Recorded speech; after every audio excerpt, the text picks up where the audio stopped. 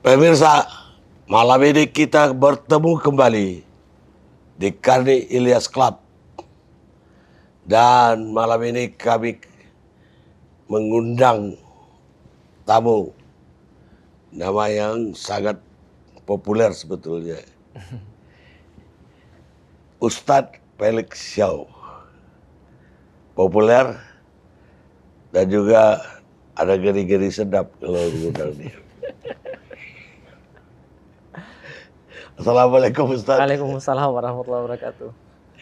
Saya baca selintas itu kurikulum bukan kurikulum PT, Ya. lebih biografi ini. Ini kontroversial Ustaz itu dari muda sampai sekarang.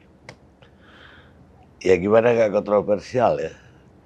Seorang yang dilahirkan di keluarga Katolik, Ya.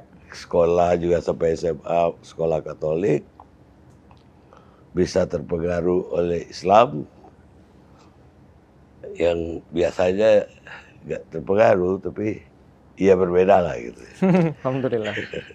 Tapi Ustadz malah terpengaruh dan jadi dai, Ya. berdakwah di mana-mana, baik di medsos maupun di masjid-masjid. Jadi saya ingin jauh lebih dalam dengan Ustadz. Siap. Ustadz itu juga dianggap oleh sebagian orang sebagai Islam yang radikal. Ya. Apalagi katanya pernah di HTI. Ya. Dan kemudian juga di beberapa tempat sempat ditolak ya. Seperti Semarang, segala macam. Sebetulnya dalam pandangan Ustadz sendiri, bagaimana Ustadz memahami Islam itu? Oke. Alhamdulillah. Jadi memang kalau dari segi tadi ya sudah disampaikan sama Bang Karni ya. Saya itu kan sebenarnya kan minoritas yang lebih minor lagi. Iya. Karena Dua kali minor lah. Iya betul. Sudahlah Chinese gitu ya. Lalu kemudian di dalam Chinese itu minoritas lagi karena saya Muslim. Jadi kalau bicara tentang Sebetulnya Chinese yang di daratan banyak justru yang Uighur, Uighur, apalagi daerah Ningxia, ya betul. Itu 75 juta katanya Islamnya. Iya betul, memang kalau memang di sana mungkin agak banyak, tapi tetap aja kalau di sini tadi minoritasnya minor gitu ya. Dan alhamdulillah memang tadi ya kalau misalnya kita melihat ke belakang, sebenarnya kan kalau kontroversi kan juga karena acaranya Bang Karni ya waktu beberapa tahun yang lewat ya. Alhamdulillah terus kita tetap berdakwah, kita tetap melanjutkan apapun yang harus dilakukan. Dan betul tadi ada 2017 itu ada sebuah kayak studi gitu dari UIN Syarif Hidayatullah, salah satu lembaganya. Lalu kemudian saya ditaruh nomor 2 paling radikal gitu kan ya. Dan saya kaget waktu itu. Kenapa? Karena nomor 1-nya Habib Rizik, nomor 2-nya saya, nomor 3-nya waktu itu Abu Bakar Ba'asyir. Berarti secara studi itu saya di atasnya Abu Bakar Ba'asyir. Padahal Abu Bakar keluar. Padahal Abu Bakar Ba'asyir, Ustaz Abu Bakar Ba'asyir mendunia gitu ya. Kalau saya apalah gitu ya. Tapi ya nggak apa-apa lah. Apapun yang dilabelkan, ya kita sih tidak bisa lepas ya daripada anggapan orang lain, daripada label orang lain. Tapi bagi saya secara pribadi, selama kita masih bisa melanjutkan atau melaksanakan tugas kita, amanah kita yaitu adalah dakwah, ya itu adalah sesuatu yang baik sih saya pikir. Jadi nggak ada masalah di situ. Bagaimana ide Ustadz sebagai penganut Islam di Indonesia? Harusnya kita bagaimana supaya hidup kita itu ya damailah dengan kelompok lain, baik sesama Muslim maupun dengan non-Muslim yang di luar Islam. Nah, itu dia yang penting ya, karena kita perlu untuk melakukan sebuah pelurusan. Karena narasi yang sekarang lagi dikembangkan ini kan narasi perpecahan ya. Iya, sangat. Iya, narasi perpecahan yang seolah-olah harus memilih di antara dua. Jadi polarisasi. Jadi seolah-olah gini. Hitam putih lah. Iya, seolah-olah kita harus memilih kalau kamu itu Indonesia berarti kamu nggak boleh religius.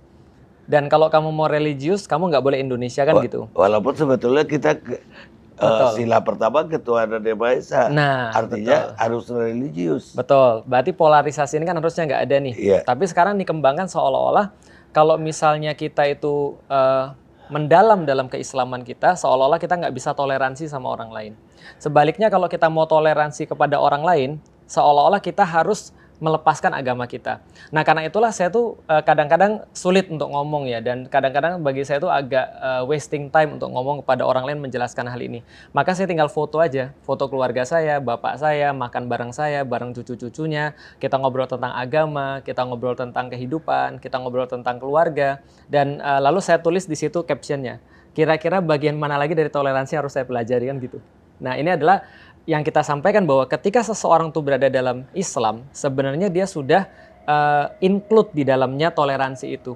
Dan di dalam Islam tuh sangat fleksibel sekali, sangat memberikan ruang bagi toleransi, termasuk kepada orang yang beragama lain, bahkan yang tidak beragama sekalipun, karena mereka masih manusia. Jadi itu sudah include dalam keimanan kita sebenarnya. Seharusnya tidak lagi kita Repotkan. bukan hanya direpotkan, dianggap tidak pernah toleran. Betul. Dan kalau kita lihat, kalau misalnya mau lebih agak susah lagi Bang Karni, kita bisa lihat bahwa kapan sih muncul slogan-slogan tentang hal-hal kayak gini, tentang hate speech, tentang intoleransi sebagai masalah bangsa, tentang misalnya tentang apalagi misalnya tentang radikalisme sebagai masalah bangsa, ekstremisme. Ini kan adalah sebuah narasi yang baru dikembangkan dari tahun 2014 ya kalau saya lihat. Nah, jadi kalau bisa kita lihat Google Trend misalnya, kita ketik beberapa slogan-slogan yang dikembangkan, itu nggak ada sebelum 2014. Berarti baru dikembangkan tahun 2014 ke atas tentang narasi-narasi kayak gini. Sebelumnya baik-baik aja, nggak ada masalah sama sekali. Dan saya kira juga narasi-narasi seperti itu hanya ada untuk Islam Indonesia. Ya. Artinya di Islam Malaysia nggak ada, Ya. di Pakistan juga mungkin nggak ada, apalagi di Arab Saudi ya. Ya, betul. Padahal mungkin lebih keras Arab Saudi. Betul, Yang- dalam bidang itu. Yang pengikut Wahabi itu lihat. Betul. Tapi tidak ada kan narasi-narasi ini radikal ini. Walaupun sebetulnya ada kelompok-kelompok yang memang radikal, Betul. ada yang moderat, ada Betul. yang segala macam. Yaitu jamak dimanapun di dunia ada, dan semua agama juga punya kelompok yang lebih radikal dan lebih moderat. Terus katakanlah sejak 2014 itu, apa saja pengalaman Ustadz dalam berdakwah yang merasa terhambat gitu? Saya pertama kali ketika saya disampaikan radikal, saya masih ingat banget itu tahun 2017 akhir. Lalu 2018 itu semakin umum, orang-orang bilang, wah Felicio radikal dan seterusnya. Saya bilang gini, saya tuh dakwah ketika saya masuk Islam itu dari tahun 2002 saya masuk Islam. 2002 saya berdakwah, lalu kemudian sampai tahun 2016 itu nggak ada yang bilang saya radikal. Baru tahun 2016, 2017, 2018 rame banget bilang Felicio radikal. Lalu selama ini kalian kemana ketika ngelihat saya tuh ada di Indonesia dan berdakwah gitu kan? Kenapa julukan itu baru muncul, sebutan itu baru ada ketika tahun 2016, 2017, 2018 itu. Nah, yang saya alami ya memang banyak. Pertama yang sudah pasti adalah persekusi secara fisik. Lalu kemudian framing negatif secara tidak langsung, baik itu lewat online, baik itu lewat offline dan segala macamnya. Sekarang misalnya contoh ya adalah secara informal atau secara formal ban atau ya dihambat ya untuk nggak boleh lagi ngisi di tempat-tempat ini, nggak boleh lagi ngisi di instansi-instansi ini dan segala macamnya. Walaupun kita secara pribadi ya nggak ada masalah sih. Ini kan sekarang zaman online ya. Ya, tapi oke. Kalaupun ada band yang Ustadz bilang, Ya, band itu tidak hanya mengenai Ustadz. betul. Bahkan dibikin sekarang sertifikat lah, Benar. dibikin daftar yang boleh memberikan tausiah atau khotbah di BUMN dan Ya, di betul. luar itu. Bagaimana Ustadz melihat perkembangan ini? Ya, saya juga pertama-tama kita harus meluruskan juga kalau ada yang mengatakan bahwa pemerintah itu anti-Islam atau anti-agama, rasanya tidak tepat. Kenapa? Karena kalau misalnya kita bilang bahwa pemerintah itu anti-agama atau pejabat-pejabat yang punya kekuasaan itu adalah anti-agama, itu akan sangat mudah dibantah. Sangat mudah dibantah dengan kata-kata yang mereka juga muslim, mereka juga haji, mereka juga sholat, mereka juga misalnya contoh melakukan puasa Ramadan, mereka juga tarawih dan segala macam. Tapi yang lebih tepat itu adalah yang bisa kita lihat sekarang, mereka ini anti terhadap kebenaran. anti terhadap sesuatu yang berbeda. Jadi mereka tidak bisa menerima perbedaan itu sendiri. Nah, sehingga ketika mereka melihat ada orang-orang yang punya pendapat yang berbeda, punya pandangan yang berbeda, ini seolah-olah jadi musuh. Nah, kebetulan pada saat ini orang-orang muslim yang mulai mau tahu tentang agamanya, lalu kemudian mereka mau lihat, oh ternyata agama saya mengatur ya tentang masalah ekonomi. Agama saya ternyata mengatur ya bagaimana cara hidup bersosial dan segala macamnya. Nah, pandangan-pandangan ini karena berbeda dengan pandangan yang mainstream sekarang seolah-olah dianggap sebagai musuh. Nah, artinya kebenaran ini sekarang diwakili oleh Islam sehingga seolah-olah anti-Islam. Padahal sebenarnya tidak. Ya, siapa aja seperti tadi kata Bang Karni, siapa aja yang seolah-olah berbeda ini menjadi problem. Kenapa? Tidak hanya orang-orang muslim, kira-kira gitu. Baik. Ya, Rocky Gerung pun berbeda kan? Oh iya, makanya nggak harus muslim. Pokoknya asal berbeda pasti kena. Lah, yang Ustadz alamin sendiri persekusi seperti apa yang pernah terjadi? Yang paling ramai itu kan ada di Bangil kemarin ya. Ketika di Bangil, pertama-tama malah ada di Malang. Jadi waktu itu ketika saya di Malang, saya tuh ngisi mahasiswa. Judul kajiannya udah putusin aja. Jadi judul kajiannya adalah tentang membahas tentang perilaku anak-anak muda, ada fenomena namanya pacaran, lalu bagaimana kita sikapi di dalam Islam, lalu kemudian saya memberikan solusi kalau misalnya orang tuh nggak pacaran, seperti apa dia bisa dapat seorang pasangan hidup yang baik, kira-kira gitulah. Itu dipersekusi. Pertanyaannya radikalnya di mana ya? Radikalnya di mana ketika kita ngomong tentang masalah cinta, kita ngomong tentang masalah anak muda pacaran, kita ngomong tentang khitbah, kita ngomong tentang ta'aruf dan segala macamnya. Itu yang pertama. Yang kedua itu ketika di Bangil, kembali lagi kita sama yang tadi. Narasi yang dikembangkan sekarang adalah seolah-olah bahwa orang itu kalau dia Islamis, maka dia tidak akan nasionalis. Kalau orang itu Islamis, religius, dia berarti tidak akan Indonesia. Tapi sebaliknya, kalau dia mau Indonesia, dia tidak boleh Islamis. Maka dikembangkan narasi di pihak sana ngomong, aku Indonesia, aku Pancasila. Ya kan? Lalu seolah-olah kalau kita ngomong nggak gitu, seolah-olah kalau kita pengennya Islam, seolah-olah kita nggak Indonesia, kita nggak Pancasila. Dan ini narasinya terus dikembangkan. Maka dituduhlah Felix Xiao anti Pancasila, anti NKRI, dan seterusnya. Sehingga nggak boleh untuk memberikan kajian di masjid. Syaratnya waktu itu saya ingat banget, ada 3 syarat. Felix Xiao boleh untuk memberikan kajian di masjid dengan 3 syarat. Oleh ormas. Pertama, harus hormat bendera dan mencium bendera merah putih.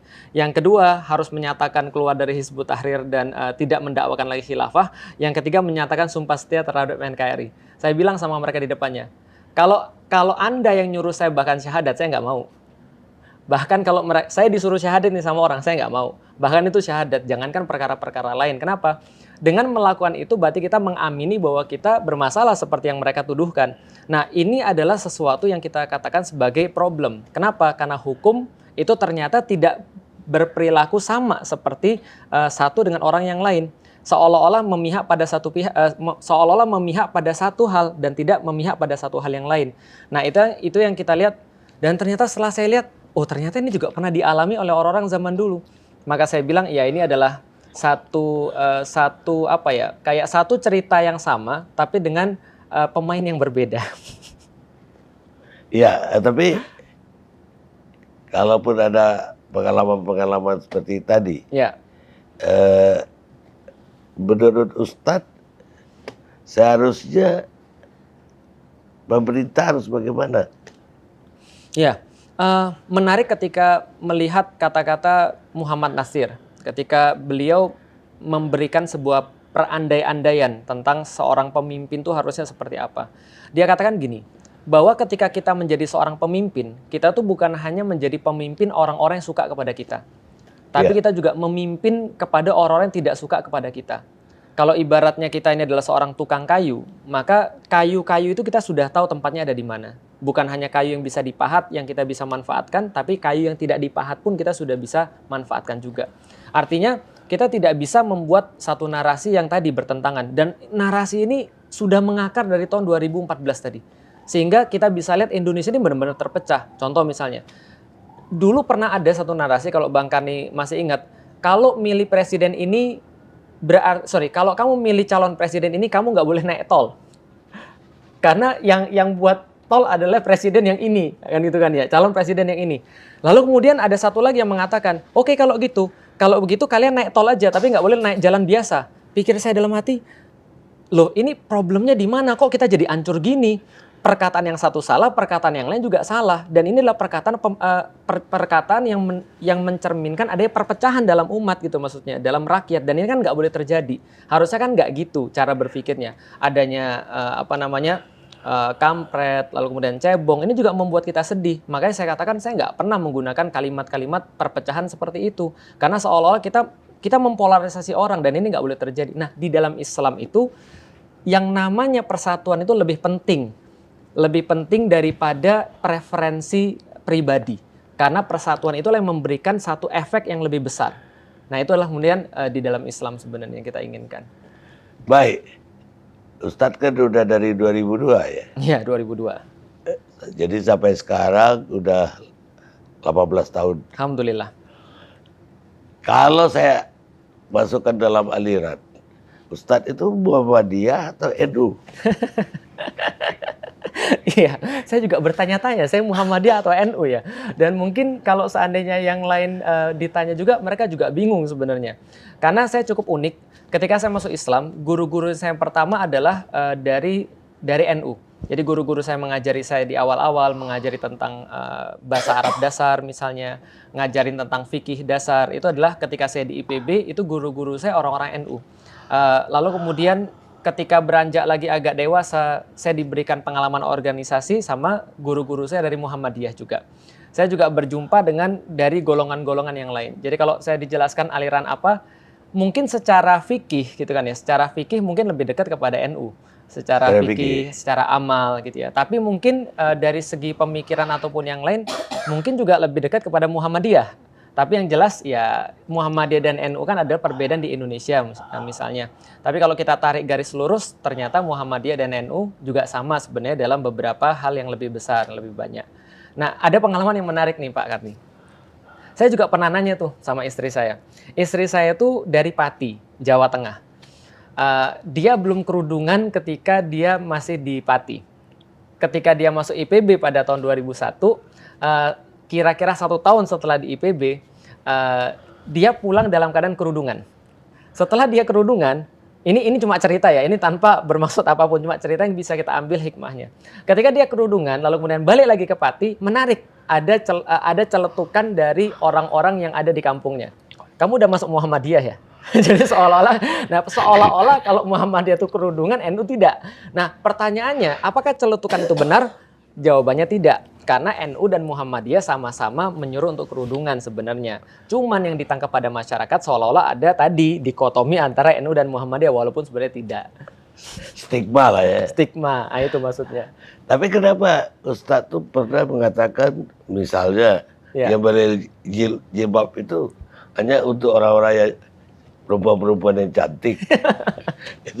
Kenapa keluar kata-kata itu, kenapa? Iya, itu guyonan aja sih sebenarnya. Jadi anak-anak muda itu kan zaman sekarang kan kadang-kadang mereka mau skip satu paragraf yang panjang untuk mendapatkan satu esensi. Contoh misalnya, ketika jelasin tentang pacaran misalnya, ada satu hal yang sering saya sampaikan. Kalau kita jelasin pacaran, kenapa sih kamu nggak boleh pacaran? Kenapa sih pacaran itu tidak akan menghantarkan pada calon pasangan yang baik? Apa sih hasilnya? Apa sih penelitiannya? Itu mereka biasanya mau skip. Jadi mau skip dengan satu kalimat itu seperti apa? Akhirnya saya buat kalimat kayak begini. Ya sudahlah, pacaran tuh main-main, nikah tuh serius. Kamu mau dimainin atau kamu mau diseriusin kan gitu. Nah, itu kan sederhana bagi orang. Nah, jadi kalau kita bisa katakan ya sudahlah, memang kerudung itu cuma untuk orang-orang yang merasa cantik aja gitu kan ya. Kalau jelek ya sudah nggak apa-apa. Itu cuma guyonan aja sih sebenarnya. Artinya tanpa dalil, tapi kalau mau diambil dalilnya ya memang itu adalah perintah Allah pada seluruh muslimah sebenarnya. Mau dia cantik, mau dia jelek. Tapi masa sih ada orang muslim yang merasa dia jelek kan gitu. Terus pernah juga saya baca itu katanya Ustadz melarang orang yang selfie. Ya, betul. Malah mengharamkan. Ya, jadi gini ceritanya. Manusia itu kan terus-menerus berkembang. Dan saya masih ingat banget tahun 2002 ketika 2001 ketika saya masuk ke IPB. Di kelas saya itu ada isi program studi hortikultur itu ada 51 orang kalau saya nggak salah. Yang pegang HP itu Bang Karni cuma 3 orang, termasuk saya yang pegang HP. Dan HP-nya itu masih zaman jadul. Yeah. Nah, kita lihat perkembangan HP ini kan membawa pada perkembangan perilaku manusia. Yeah. Nah, ketika muncul kamera, kamera depan itu banyak sekali yang berkembang. Termasuk salah satunya adalah orang sering ngambil selfie. Dan sering ngambil selfie-nya dalam keadaan bukan selfie kayak sekarang. Selfie-nya sendiri kan merupakan sebuah teknik. Tapi yang saya sorotin bukan teknik selfie. Karena selfie kan mengambil gambar dengan dengan sendiri tanpa ada bantuan orang lain. Tapi yang saya soroti adalah perilaku narsisisme, perilaku kemudian untuk senantiasa menunjukkan pada orang lain apa yang dia inginkan dan seterusnya. Dan ketika kita merujuk pada beberapa jurnal psikologi, ini adalah bentuk daripada penyakit. Gitu kan ya, bentuk daripada penyakit mental. Nah ini kemudian saya sampaikan, Mbok ya jangan terlalu narsis gitu kan ya. Kita ngambil 30 bentuk muka kita dengan lidah menjulur ataupun segala macam, lalu kita posting, kita edit dan segala macam. Mbok ya kita harus tahu bahwa jangan sampai kita tuh mengeksplor narsisisme itu. Bukan selfie-nya yang problem, tapi adalah yang tadi yang problem. Jadi bukan secara fikih, tapi secara efek daripada narsisisme tadi itu. Sekarang Ustadz mengatakan bahwa sebenarnya pemerintah itu tidak memusuhi lah Islam. Jadi tidak mungkin pemerintah memusuhi Islam. Tapi kan ada keluhan-keluhan dari masyarakat. Selain dari Ustadz tadi ya Pak, harus bersertifikat lah. Kemudian juga ada 3 menteri yang bikin surat edaran tentang tidak boleh mewajibkan pakai jilbab. Betul. Walaupun daerah itu mayoritas Muslim. Ya. Macam-macam deh. Walaupun dibatalin lagi oleh Mahkamah Agung kan. Betul. MA. Dan kemudian juga ya orang Islam itu banyak yang merasa seolah-olah dimusuhi gitu. Betul. Nah ini bagaimana Ustadz menjelaskan bahwa sebetulnya pemerintah nggak memusuhi. Ya, saya elaborasi dulu ya. Pertama-tama kita perlu lihat di masa lalu. Di masa lalu kan juga ada kejadian kayak gini ya. Contoh misalnya kayak gini. Kalau kita bicara tentang penjajahan Belanda ketika ada di Nusantara pada saat itu. Pertanyaannya adalah apakah Belanda itu benci sama Islam? Saya pikir tidak. Karena dia tidak ada urusan dengan Islam.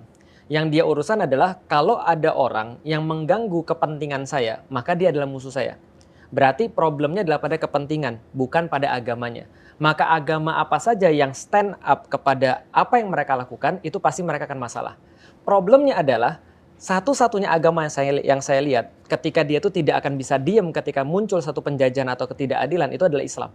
Contoh misalnya, di dalam Islam, ketika kita berdiri di hadapan seorang penguasa, menasehati seorang penguasa itu atas sesuatu yang dia lakukan tidak tepat, tidak sesuai dengan apa yang Allah perintahkan, maka ini adalah bagian amar ma'ruf nahi munkar yang menyebabkan orang itu bisa punya pahala jihad paling utama. Artinya ketika agama ini disusun oleh Allah, oh ini ada puasa, ini adalah pahalanya, ini sholat, ini adalah pahalanya, ini jihad pahalanya besar sekali. Dan menasehati penguasa ini adalah amal yang sangat besar sekali sebenarnya. Nah, maka ini ada di dalam Islam, nggak ada di dalam agama yang lain. Ketika kita bicara tentang pemerintahan yang sekarang dan apa yang mereka lakukan, pasti juga sama saya pikir. Kita tidak sampai buruk sangka sampai, wah ini semua pemerintah ini nggak suka sama Islam. Tidak saya pikir. Yang mereka khawatir itu adalah kepentingan mereka terganggu. Cuma problemnya yang sekarang mengganggu kepentingan mereka itu siapa kan gitu.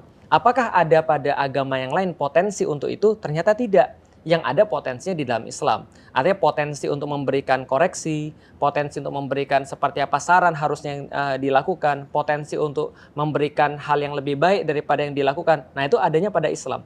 Sehingga kaum muslim yang dipermasalahkan. Jadi wajar ketika orang-orang muslim merasa dimusuhi. Tapi kita pengen kasih tahu, yang dimusuhi itu bukan agama, tapi kepentingan sebenarnya. Contoh kayak gini deh yang lebih jelas lagi.